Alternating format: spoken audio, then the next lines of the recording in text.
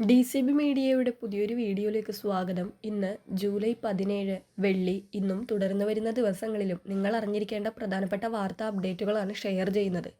Channel ആദ്യമായി കാണുന്നവർ subscribe ചെയ്യുക, വീഡിയോ ഇഷ്ടമായാൽ ലൈക്ക് ചെയ്യുക, ഫേസ്ബുക്കിൽ കാണുന്നവർ പേജ് ഫോളോ കൂടി ചെയ്യുക. ആദ്യത്തെ അറിയിപ്പ്, സംസ്ഥാനത്ത് ഇന്ന് വിവിധയിടങ്ങളിൽ ഒറ്റപ്പെട്ട ശക്തമായ മഴയ്ക്ക് സാധ്യതയുണ്ട്. 3 ജില്ലകളിലാണ് മുന്നറിയിപ്പുള്ളത്. കോഴിക്കോട്, കണ്ണൂർ, കാസർഗോഡ് ജില്ലകളിൽ അടുത്ത 3 മണിക്കൂറിൽ ഓറഞ്ച് അലർട്ട് പ്രഖ്യാപിച്ചു.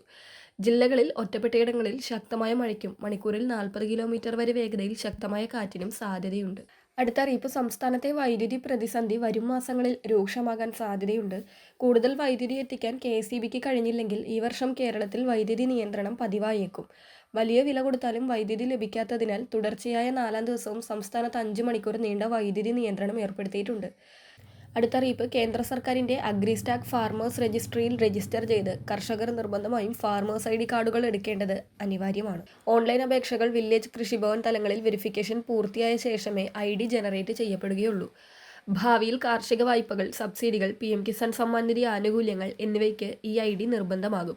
കൃഷിഭൂമിയുടെ കരമടച്ച രസീത്, ആധാർ ലിങ്ക് ചെയ്ത മൊബൈൽ നമ്പർ, ബാങ്ക് വിവരങ്ങൾ എന്നിവയുമായി അക്ഷയ കേന്ദ്രങ്ങൾ വഴിയോ CSC സെന്ററുകൾ വഴിയോ രജിസ്റ്റർ ചെയ്യാവുന്നതാണ്. അടുത്ത അറിയിപ്പ്, +1 പരീക്ഷാഫലം ഇന്ന് പ്രഖ്യാപിക്കുകയാണ്. ഫലപ്രഖ്യാപനം ജൂൺ അവസാന വാരത്തിൽ നിന്ന് 2026 ജൂലൈ 15 മാറ്റിയിരുന്നെങ്കിലും വീണ്ടും നീളുകയായിരുന്നു.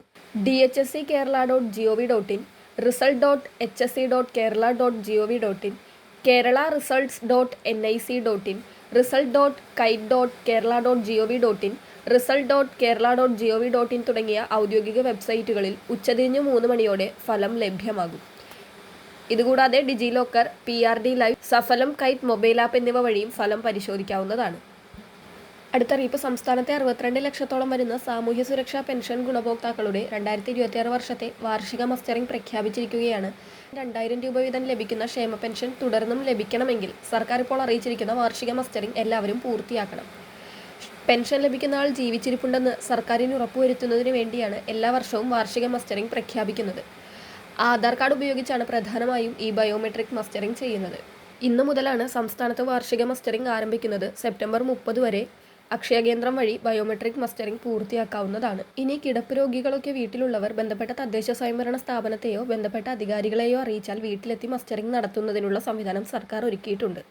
പെൻഷൻ മസ്റ്ററിംഗ് നടക്കുന്ന ജൂലൈ, ഓഗസ്റ്റ്, സെപ്റ്റംബർ എന്നീ മാസങ്ങളിലെ പെൻഷൻ തുകകൾ മുടങ്ങാതെ ലഭിക്കുമെങ്കിലും അവസാന തീയതിക്ക് ശേഷവും മസ്റ്ററിംഗ് ചെയ്യാത്തവർക്ക് പിന്നീടുള്ള മാസങ്ങളിൽ പെൻഷൻ മുടങ്ങുന്നതായിരിക്കും.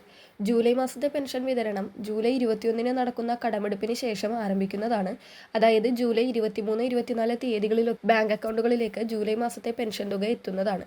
വളരെ പ്രധാനപ്പെട്ട ഈ വാർത്താ അപ്ഡേറ്റുകൾ മറ്റുള്ളവർക്ക് കൂടി ഷെയർ ചെയ്യുക.